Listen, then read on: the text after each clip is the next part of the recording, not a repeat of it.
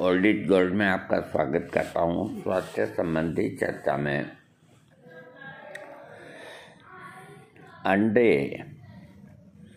अंडे जो मुर्गी के होते हैं, देसी हो या परदेसी हो, अच्छे डॉक्टर कहते हैं कि इनको खाना चाहिए। बहुत से ये भी कहते हैं कि ये मांस नहीं होता, शाकाहारी माना जाता है। देखिए, अंडे चाहे मुर्गी के हो चाहे मुर्गा के हों, मांस तो मांस ही होता है, शाकाहार नहीं कहला सकता। अंडों का सेवन मनुष्य के स्वास्थ्य के लिए हानिकारक होता है। अंडों की जर्दी में कोलेस्ट्रॉल नाम का जो पदार्थ अत्यधिक मात्रा में उपलब्ध होने के कारण नित्य भोजन में अंडों का प्रयोग हानिकारक है। अंडों का सेवन करने से वृद्ध व्यक्तियों का मस्तिष्क का लकवा होने का भी बड़ा अंदेशा रहता है। इसके अलावा अंडों में विटामिन सी नहीं होता, कैल्शियम भी बहुत कम मात्रा में होता है। विटामिन सी तथा कैल्शियम दोनों ही भोजन में आवश्यक अंग होते हैं,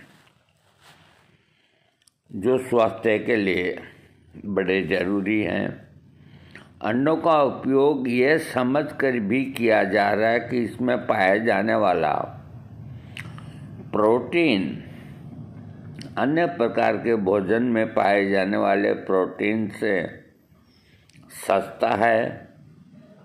ये धारणा बिल्कुल भी सही नहीं है।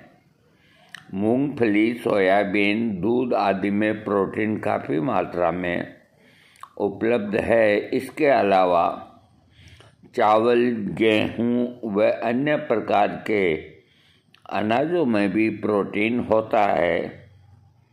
अंडों में पाया जाने वाला प्रोटीन की तुलना में उपयुक्त पदार्थों में प्रोटीन काफ़ी सस्ती कीमत पर उपलब्ध हो जाता है।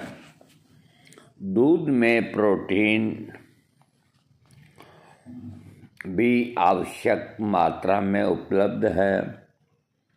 आवश्यक एमिनो एसिड प्रोटीन का अंग भी जो शिशुओं की बढ़ोतरी के लिए आवश्यक है, दूध में मौजूद होता है।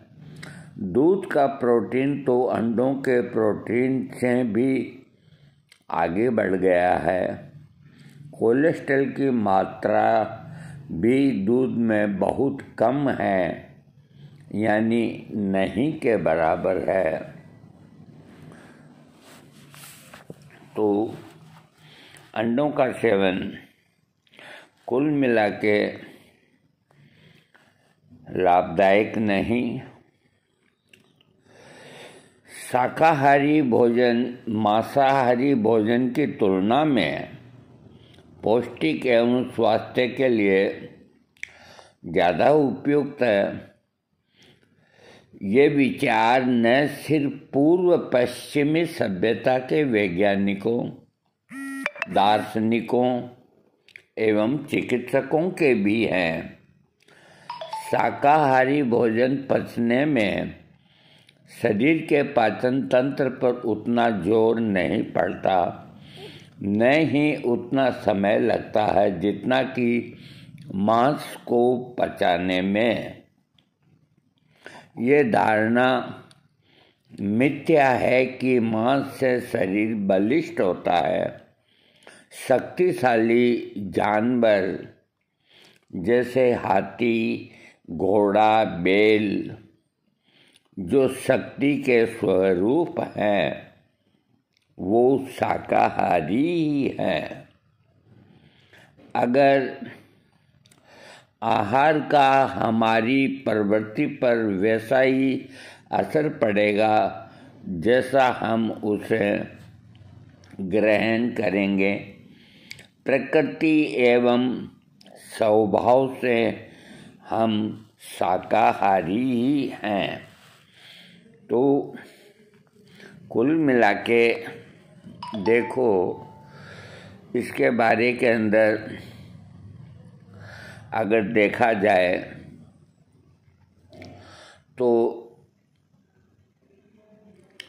चाहे अंडा हो या चाहे मांस हो, तो इनका सेवन वैसे स्वास्थ्य के लिए उत्तम नहीं होता। जो धरती माँ से जो चीज़ पैदा होती है, गेहूँ, चना, दाल, जो भी चीज़ पैदा धरती से होती है वो मनुष्य के खाने का है। और दूध, दही, छाछ, घी, इन सब के अंदर खूब प्रोटीन भी होता है, ताकत भी होती है।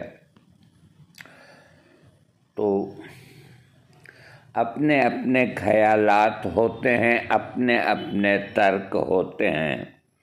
जो मांसाहारी हैं तो वो इसकी प्रशंसा करेंगे, जो शाकाहारी हैं वो ये कहेंगे अभी मांस खाने से नुकसान होता है। लेकिन एक बात सत्य है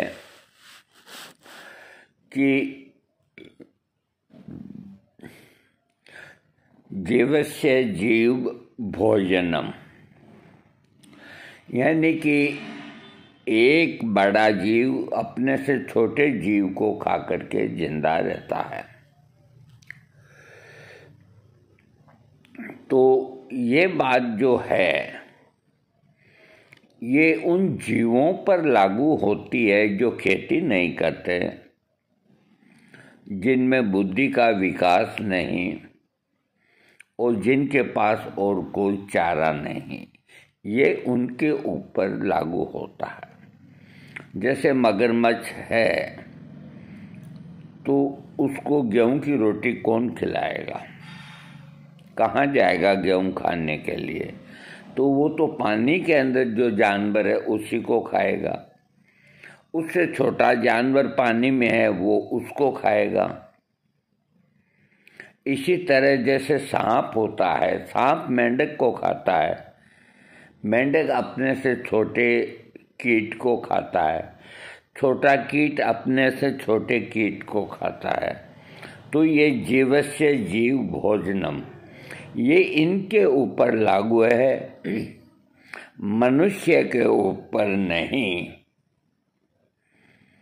मनुष्य को भगवान ने बुद्धि दी है, मनुष्य के लिए भगवान ने तरह तरह के पेड़ पैदा किए हैं, मनुष्य के लिए भगवान ने अग्नि दी है, जल दिया, सब कुछ दिया है। और मनुष्य के लिए भगवान ने शाकाहारी चीज़ों की इतनी उत्पत्ति करी है कि उसे मांसाहार करने की ज़रूरत ही नहीं। और ये बिल्कुल सत्य है। ये जो मांस खाने वाले हैं वो भी इस बात को तो कबूल करते हैं कि कोई बीमार पशु पक्षी का मांस का अगर वो सेवन करते हैं तो उनके शरीर में कई बीमारी मृत्यु तक हो जाती है। तो इसका पता भी वो कैसे लगा सकते हैं? नहीं लगा सकते, क्योंकि कटने के बाद तो सब एक ही हो जाता है। तो कुल मिला के आदमी को शाकाहारी बनना चाहिए। शाकाहारी बनने से आदमी की जो सोच होती है वो भी शाकाहारी बनती है। जिस तरह